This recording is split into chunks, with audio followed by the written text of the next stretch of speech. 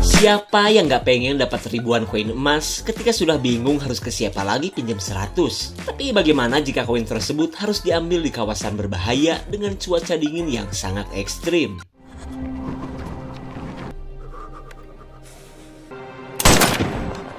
Apa kabar para subrek donatur like and clipper dari ujung kutub utara sampai kutub selatan? Semoga kalian mendapatkan rezeki yang melimpah dan tak disangka-sangka. Sebuah film yang syarat akan pelajaran hidup yang akan membuat kita sadar jika harta bukanlah segala-galanya. Film ini berjudul 6 tahun 2015. Bercerita tentang pasangan suami istri yang lagi capek-capeknya menjalani hidup tiba-tiba mendapatkan lokasi penyimpanan ribuan koin emas. Namun pencarian mereka tidak mudah karena bukan hanya menghadapi ganasnya kekuatan alam. Mereka pun harus bersaing dengan pasangan duet kriminal. Kira-kira siapa ya pemenangnya? Tonton sampai habis, subrek dan kasih tahu teman-teman kalian. Cerita berawal dari keberadaan seorang pasien bernama Will setelah berhasil selamat dari kawasan yang super dingin dan terlarang pula. Tapi daripada menjelaskan apa yang telah terjadi, Will malah terus-terusan menanyakan istrinya yang entah berada di mana. Where's my wife? Kemudian kita mundur ke 2 hari sebelumnya, ketika Will bersama istrinya sedang OTW keluar kota untuk menandatangani kontrak kerja. Mereka pun terlihat happy karena sudah hampir setahun ini, Will yang menganggur cuma bengong di rumah sambil ngurus ikan cupang di Kalengkongguan.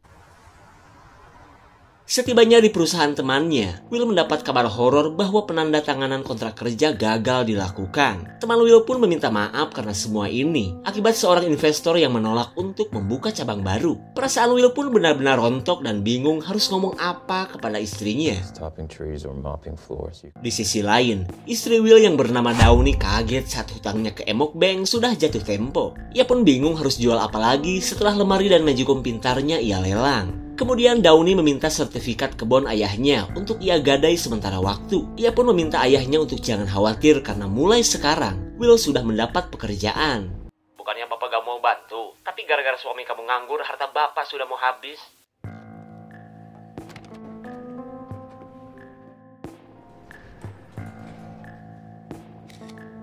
Melihat kebahagiaan istrinya, Will tak kuasa untuk menceritakan apa yang sebenarnya terjadi. Lalu Will berbohong dan mengaku bahwa ia sudah resmi bekerja di kantor ini. Amin. Aduh Gusti, gimana ini teh? Yeah, is Nick right? Singkat cerita, mereka kembali pulang ketika cuaca dingin sedang parah-parahnya. Lalu tak lama kemudian, sepasang kakak beradik ujuk-ujuk memberhentikan mereka. Where are you guys going? Vancouver. Mendengar Downey akan ke kota Vancouver, kedua orang yang sedang kedinginan ini langsung masuk mobil dan meminta tumpangan. Terlihat Downey pun bete dengan kelakuan mereka meskipun si kekar Liam mengucapkan terima kasih. Lalu dengan santuinya, adik Liam berkata bahwa kakaknya ini baru saja keluar dari penjara. Waduh, Downey dan Will mendadak khawatir karena sedang satu mobil dengan Bang Napi. Singkat cerita, mereka singgah di minimarket untuk mengisi bahan bakar. Kemudian Liam menyuruh Will untuk jangan repot-repot ke kasir karena ia sudah membayar duit bensin. Will yang memang sedang kere jelas bingung, apalagi saat Downey mengajaknya untuk meninggalkan kedua orang asing itu. Akan tetapi Will mengambil keputusan untuk mengajak mereka sampai ke perbatasan saja. Terlebih sejauh ini Liam dan adiknya bersikap baik terhadap mereka.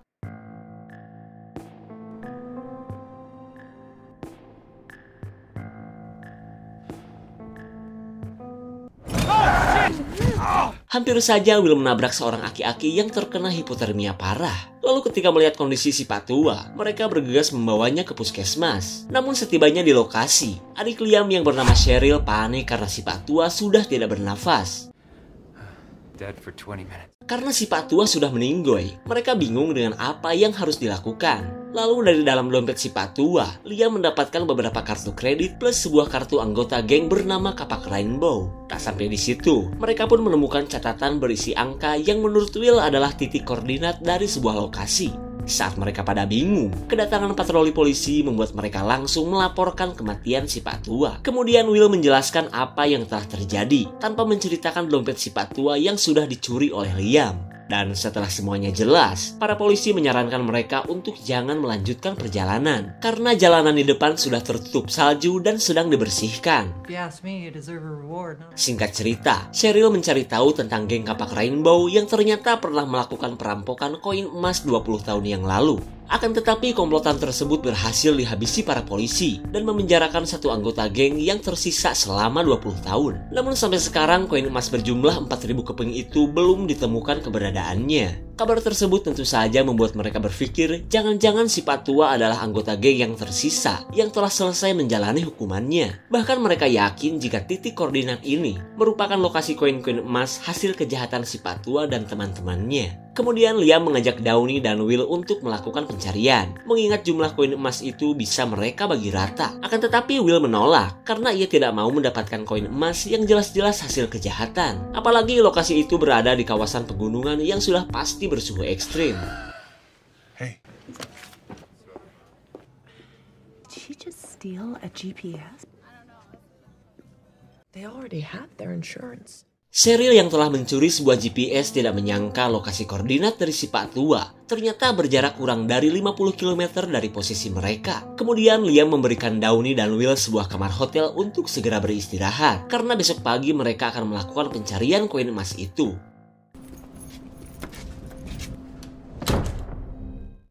Di keesokan paginya, mereka OTW menuju lokasi yang diduga tempat harta curian si Pak Tua. Mereka pun terlihat kompak mengikuti jalur sesuai yang terlihat di GPS hasil nyolong.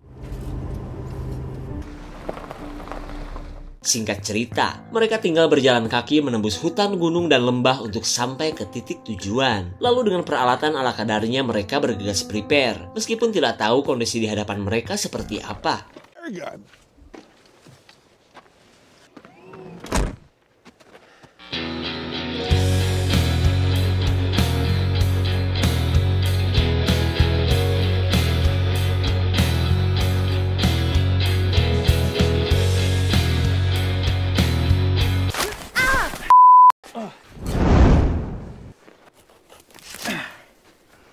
Nature's snowshoe.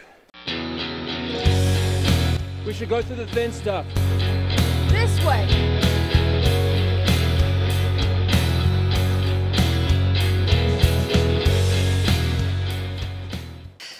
It's getting colder. Rain, 0 point.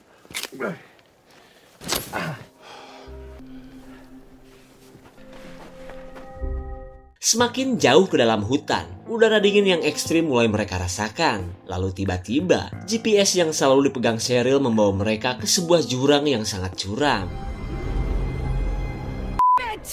What? Please don't let me fall. Untung saja mereka keburu sigap setelah Cheryl hampir membuat Downey celaka. Downey pun kesal karena selama perjalanan, Cheryl tak pernah memberikannya kesempatan untuk melihat GPS. Mereka pun kini galau, gelisah antara lanjut atau udahan. Tapi karena tak mau ambil resiko, mereka berniat mengitari bibir jurang, kali aja nemu jalan pintas. Goes miles both ways, unless you two want to go back. It's all or nothing. I can make it out to the gold, see if it's there.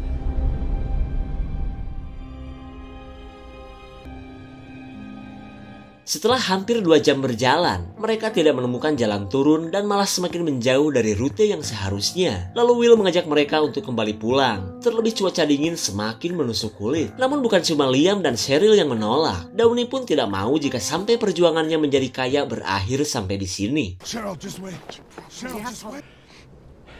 Yes? Saat kondisi mereka kian melemah, Downey melihat sebuah kabin yang tentunya bisa mereka jadikan tempat untuk menghangatkan badan.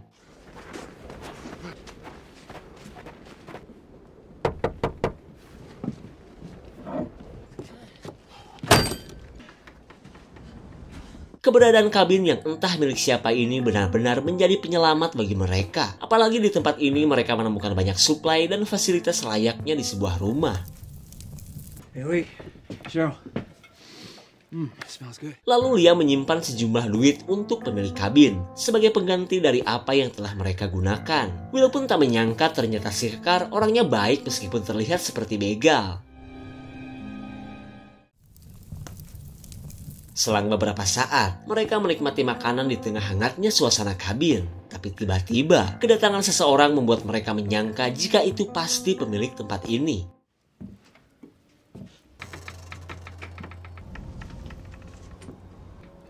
That was me. I'm sorry. Stove open, eating. Seorang pemburu terlihat kesal saat kabinnya sedang dihuni orang asing. Kemudian Will bersandiwara bahwa ia dan teman-temannya sedang tersesat dan butuh tempat untuk menghangatkan diri. Bahkan Liam pun mengatakan soal duit darinya sebagai ganti rugi dari apa yang telah mereka makan. Tapi tetap saja si pemburu tidak terima, apalagi dengan kebohongan Will yang terdengar sangat receh. Karena sebenarnya, dari tadi ia mengikuti perjalanan Will yang seperti mencari sesuatu. Don't waste it. No. You have taken from me. There's more. Sebelum si pemburu semakin brutal, Downing akhirnya menceritakan apa yang sedang mereka cari. Lalu ia menjanjikan bagian kepada si pemburu jika mereka sudah mendapatkan koin-koin emas itu. These are the coordinates. Setelah titik koordinat didapat, si pemburu menyuruh mereka untuk pergi lebih dulu sebelum ia dor satu persatu. Sementara Cheryl yang tak mau koin emas dibagi lagi langsung pura-pura ke WC untuk meracuni minuman si pemburu menggunakan racun tikus. Singkat cerita, Will mengambil tali untuk ia gunakan ketika menuruni jurang. Lalu ia mengajak yang lain untuk segera beraksi sebelum si pemburu datang. How cold is it now? I won't let you fall. Downey terlihat ketakutan saat mereka benar-benar akan menuruni jurang. Lalu ia mengajak Will pulang, toh sekarang suaminya sudah memiliki pekerjaan, jadi ngapain repot-repot nyari emas. Mendengar perkataan istrinya, Will akhirnya mengaku bahwa sebenarnya ia tidak jadi bekerja di perusahaan temannya. If we're lucky in a year, we get our own. Setelah semuanya terungkap, Will kini berharap bisa mendapatkan emas yang kemungkinan berada di sekitar danau beku. Aduh, karena melarat sepertinya masih lama, Downey akhirnya berani menuruni jurang dan sudah tidak peduli lagi dengan bahaya.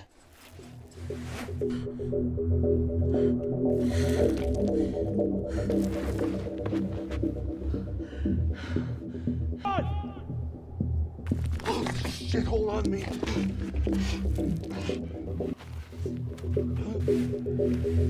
It's good.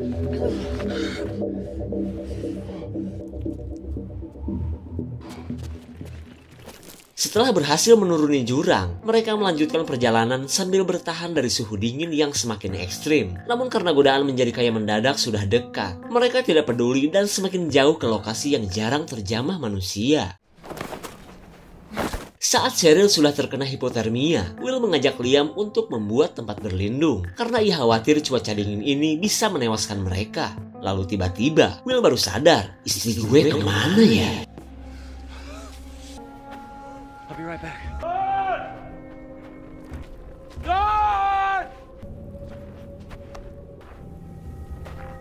Rupanya kepedihan hidup membuat Downey terus menuju lokasi tujuan tanpa memperdulikan yang lain. Kemudian mereka melewati malam yang super dingin di bunker imut dengan bentuk seperti sayang berit. Now.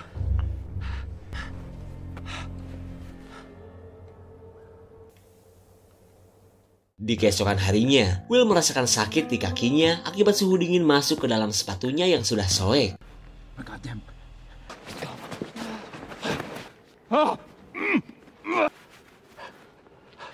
We're almost near the goal. Kondisi kaki Will yang mengalami pembekuan tentu saja membuatnya panik. Lalu ia mengajak Downey pulang sebelum ia benar-benar kehilangan kakinya. Akan tetapi jangankan Downey, Liam dan Cheryl tidak setuju jika harus menghentikan pencarian. Lalu ketika Cheryl melanjutkan perjalanan, Downey memaksa Will untuk segera menyusul mereka. Namun bagi Will, ia mah sudah tidak peduli. Gak punya harta dan pekerjaan tidak apa-apa. Yang penting mereka bisa selamat dari misi bundir ini. 100 times didn't get us out of the last one. And it wasn't a gift, Will. It was how that makes me. Will? You think I don't want what we had before? Hold on, please! How long? That's what I want to know! Setelah Downey menentukan pilihan, Will yang kecewa terhadap istrinya bergegas kembali menuju tebing. Sementara Downey yang sudah tidak kuat hidup melarat lanjut menyusul Liam dan adiknya.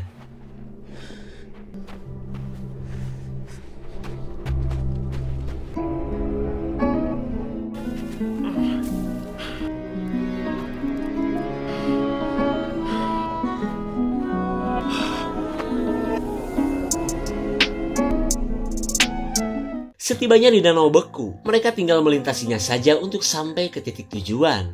Di saat itu pula, Will yang sudah tiba di lokasi tebing seolah tak punya kekuatan lagi untuk melakukan pendakian.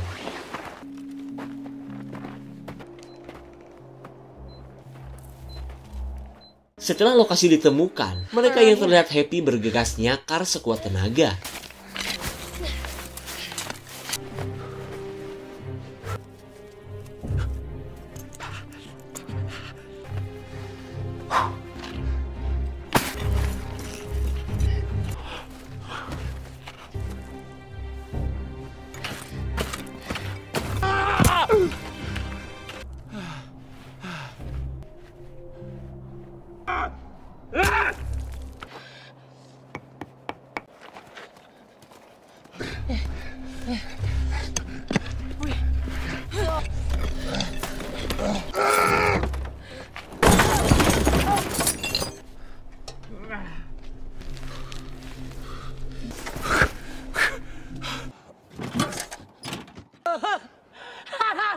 Mereka terlihat bahagia karena koin-koin emas yang mereka cari ternyata benar adanya. Tanpa berlama-lama mereka pun membawa koin emas sebanyak mungkin di tengah cuaca yang semakin terasa menyakitkan. Di sisi lain, Will berniat untuk menghangatkan badan terlebih dulu, meskipun ia harus berhadapan dengan si pemburu.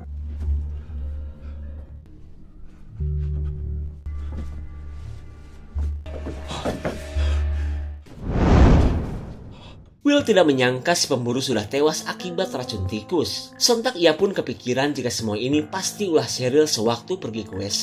Kejadian ini tentu saja membuatnya takut, karena bagaimanapun juga saat ini istrinya sedang bersama seorang pembunuh. Kemudian Will bergegas prepare menggunakan peralatan si pemburu untuk segera menyelamatkan istrinya. Di waktu yang sama, Liam menyuruh Cheryl membawa secukupnya daripada tubuh mereka keburu membeku. Sontak Cheryl pun kesal kepada Downey yang sudah pergi terlebih dulu.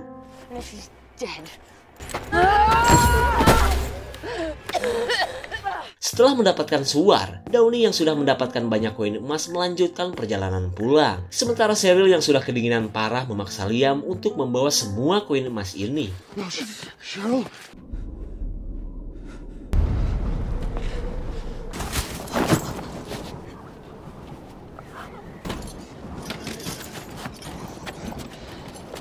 Saat Cheryl sudah tak berdaya, ia mengakui perbuatannya yang telah membunuh si pemburu karena ia tak ingin membagi koin emas ini dengan orang lain. Begitupun dengan Downey. Lalu ia meminta Liam untuk segera membunuhnya agar semua emas bisa mereka dapatkan. Sadar adiknya kian melemah, Liam bergegas menyusul Downey dan meminta untuk jangan meninggalkan mereka. Stay back! Downey yang sebenarnya sudah putus asa boro-boro peduli kepada Cheryl karena ia merasa secepat apapun mereka berjalan, cuaca dingin ini akan membunuh mereka. Kemudian Liam berniat memberikan semua emas miliknya, asalkan Downey membantunya membawa Cheryl.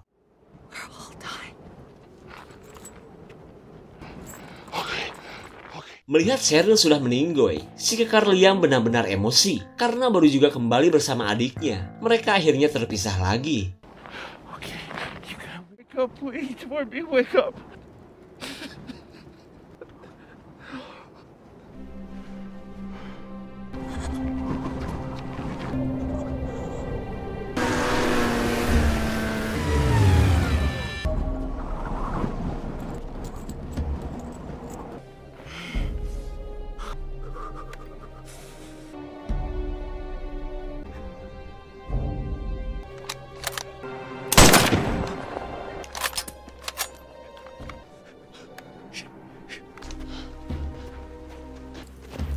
Will tried to...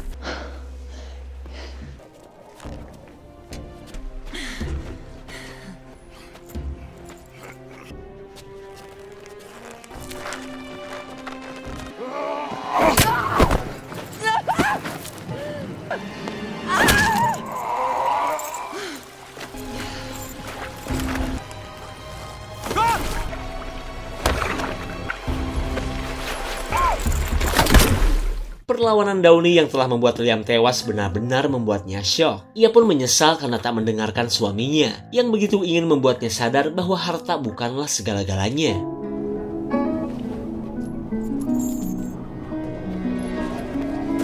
Saat Downey sudah tak berdaya, ia teringat akan nasib suaminya yang entah berada di mana. Lalu ia menembakkan suar, kali aja ada orang yang bisa menemukan mereka. Melihat tembakan suar, Will bisa menebak bahwa istrinya masih hidup. Akan tetapi jangankan menyelamatkan istrinya, untuk berdiri pun Will sudah tidak mampu setelah tadi sempat terjatuh. Setengah jam setelah kematian Downey, tembakan suar tadi akhirnya berhasil mendatangkan tim SAR yang langsung gercep menyelamatkan Will. Kemudian kita kembali ke rumah sakit ketika Will sedang ditemui oleh polisi. Dari keterangan Bu Polwan, Will pun menerima kenyataan pahit akan kematian istrinya. Begitupun dengan kematian Liam, Cheryl, dan si pemburu. Lalu Will menceritakan alasannya ke daerah itu hanya untuk mencari emas. Akan tetapi ia tidak tahu apakah istrinya berhasil menemukannya atau tidak. Mendengar Will tidak tahu soal penemuan koin emas, Bu Polwan merasa lega karena itu berarti barang bukti curian masih utuh hingga bisa diamankan oleh kepolisian. Bicara soal harta biasanya tak jauh dengan membicarakan watak asli manusia. Karena kalau sudah berurusan dengan harta, sifat asli manusia bakalan terlihat. Dari film ini kita bisa melihat bahwa harta memang bukanlah segala-galanya, apalagi harta yang gak halal. Dan seperti yang kita tahu, Downey yang sudah dibutakan oleh kepingan koin emas menjadikannya kalap dan tidak peduli lagi dengan perkataan suaminya. Hingga penyesalan pun seperti biasa datang terlambat dan dirasakan Downey di akhir kehidupannya. Jangan pernah berhenti untuk terus berusaha dan berdoa, karena seberat apapun cobaan, kita pasti bisa melewatinya. Dan jangan pernah lupa juga bahwa kita tidak sendirian, karena masih ada teman yang bisa kita bisiki dengan kalimat pinjam 100. Segitu saja untuk klip dan review kali ini. Tonton video klip lainnya ya. Terima kasih dan sampai jumpa.